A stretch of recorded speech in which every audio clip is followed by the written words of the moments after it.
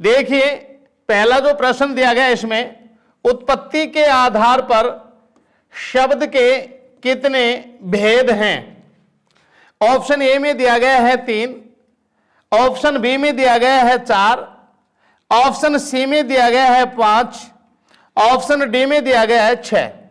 तो देखिए उत्पत्ति के आधार पर शब्दों के जो भेद होते हैं ये 4 होते हैं। इसका मतलब यह है कि हमारा जो ऑप्शन सही है ये बी है। अगला दिया गया प्रश्न है नीचे दिए गए विकल्पों में से तद्भव शब्द का चयन कीजिए। ऑप्शन ए में बैंक है, ऑप्शन बी में मुंह है, ऑप्शन सी में मरम है और ऑप्शन डी में प्रलाप है। तो देखिए इस क्वेश्चन के लिए हमारा जो सही आंसर है ये ऑप्शन डी है, प्रलाप। क्वेश्चन नंबर 3 दिया गया है संस्कृत के ऐसे शब्द जिसे हम ज्यों का त्यों प्रयोग में लाते हैं कहलाते हैं। ऑप्शन ए में तत्सम, ऑप्शन बी में तद्भव, ऑप्शन सी में दिया गया है देशज और ऑप्शन डी में दिया गया है विदेशज। तो देखिए संस्कृत के जो शब्द हम ज्यों के त्यों जिनको हम काम में लेते हैं उनको तत्सम कहा जाता है। इसका मतलब हमारा ऑप्शन ए सही है, तत्सम। अगला दिया गया प्रश्न है नीचे दिए गए विकल्पों में से तद्भव शब्द का चयन कीजिए। ऑप्शन ए में संयम, बी में विस्फोट, सी में जन्म और डी में लवण। तो देखिए इस क्वेश्चन के लिए हमारा जो सही तद्भव जो शब्द है ये ऑप्शन ए में दिया गया है संयम। तो हमारा जो ऑप्शन सही है ये ए ऑप्शन सही है। अगला पूछा गया प्रश्न है स्वतंत्र सत्ता धारण न करने वाले शब्द क्या कहलाते हैं। ए में दिया गया है रूढ़, बी ऑप्शन में दिया गया है यौगिक, सी में दिया गया है योग रूढ़ और डी ऑप्शन में दिया गया है इनमें से कोई नहीं। तो देखिए स्वतंत्र सत्ता धारण न करने वाले शब्द जो हैं उनको हम यौगिक कहते हैं, अर्थात हमारा ऑप्शन जो है बी सही है, यौगिक।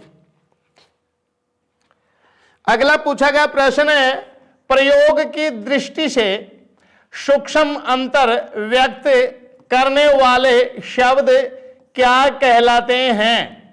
ऑप्शन ए में दिया गया है प्रयोगात्मक, बी में दिया गया है समानार्थक, सी ऑप्शन में अनेकार्थक और डी में दिया गया है विपरीतार्थक।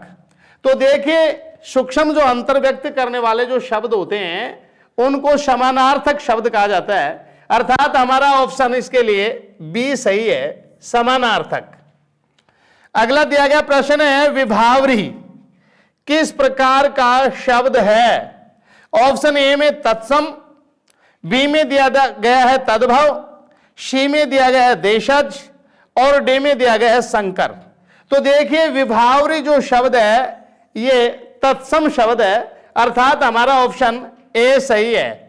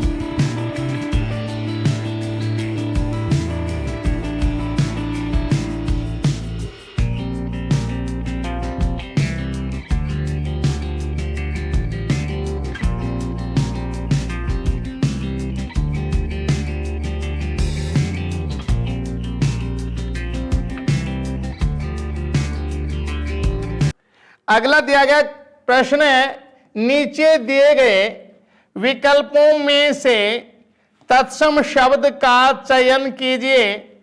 ऑप्शन ए में पड़ोसी, बी में दिया गया है गोधूम, सी में दिया गया है बहू और डी में दिया गया है शहीद। तो देखिए तत्सम जो शब्द है इन चारों ऑप्शनों में से ये गोधूम है, अर्थात ऑप्शन हमारा बी सही है। अगला प्रश्न है, कौन सा शब्द देशज नहीं है? ए में दिया गया है ढीबरी, बी में दिया गया है पगड़ी और सी में दिया गया है ढोर और डी में दिया गया है पुष्कर। तो इन चारों ऑप्शनों में जो देशज शब्द नहीं है ये हमारा पुष्कर है, अर्थात ऑप्शन इसके लिए डी सही है। अगला पूछा गया प्रश्न है, वकील किस भाषा का शब्द है? ऑप्शन ए में फारसी, ऑप्शन बी में अरबी, ऑप्शन सी में तुर्की और ऑप्शन डी में पुर्तगाली। तो देखिए इन चारों ऑप्शनों में से जो वकील वर्ड है, वकील जो शब्द है ये अरबी भाषा का शब्द है, अर्थात हमारा ऑप्शन इसके लिए बी सही है।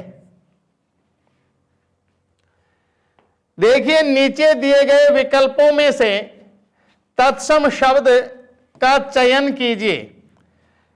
ऑप्शन ए में दिया गया है सिपाही, बी में दिया गया है घुड़सवार और सी में दिया गया है योद्धा और डी में दिया गया है दही। तो देखिए इन चारों ऑप्शनों में से जो तत्सम शब्द है ये योद्धा है, अर्थात ऑप्शन इसमें सी सही है।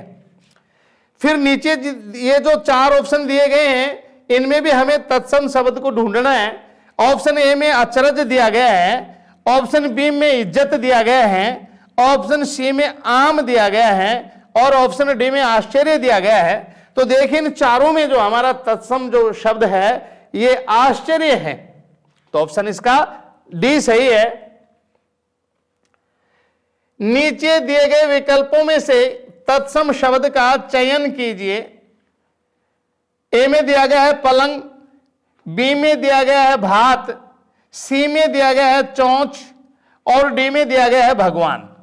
तो इन चारों ऑप्शनों में जो तत्सम शब्द है ये भगवान है, अर्थात ऑप्शन इसका डी सही है।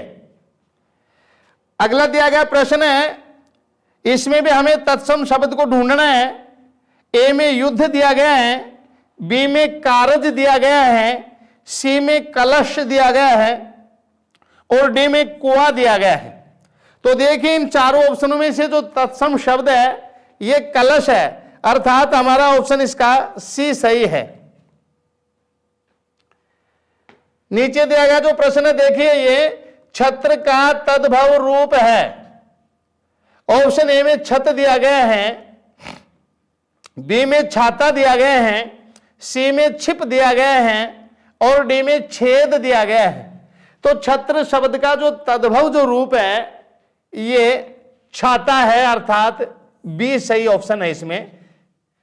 कहने का मतलब मेरा ये है यहां कि छाता का जो तत्सम शब्द होगा वो छत्र होगा, तो ठीक इसी प्रकार से छत्र का तद्भव शब्द क्या होगा अपना छाता होगा।